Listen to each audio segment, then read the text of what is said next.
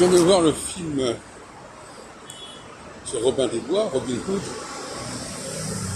avec Rolf Fiennes, et ça m'a fait penser à Jésus.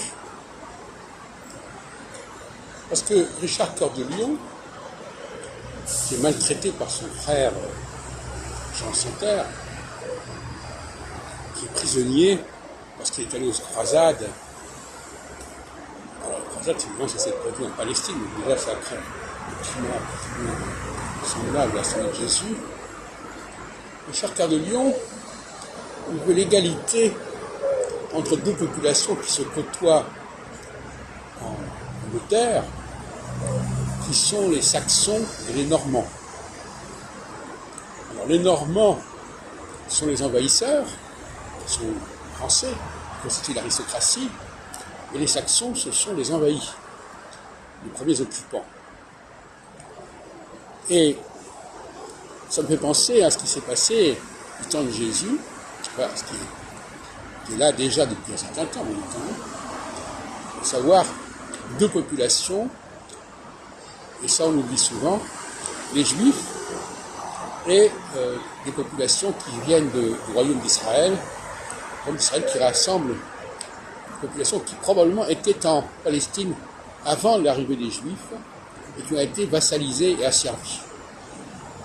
Et donc Jésus prône l'égalité. C'est le discours d'ailleurs de la fin du film sur Robin des Bois, du Xe siècle, au temps des croisades. Et cette égalité, on retrouve ça chez Richard Cœur de Lion, qui veut unifier les droits de la population locale avec celle des Normands.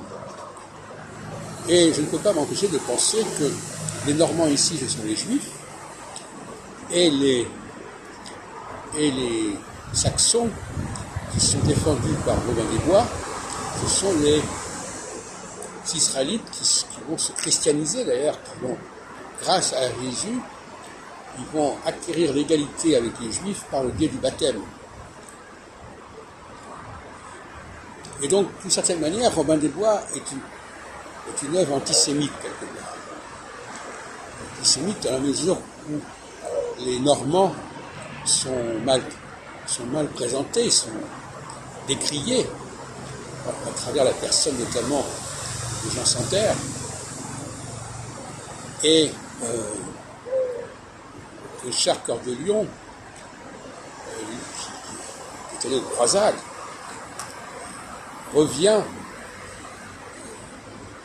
et il annonce l'égalité entre les populations, tout comme Jésus l'annonçait l'égalité entre les populations. Donc, il y a là une influence très intéressante.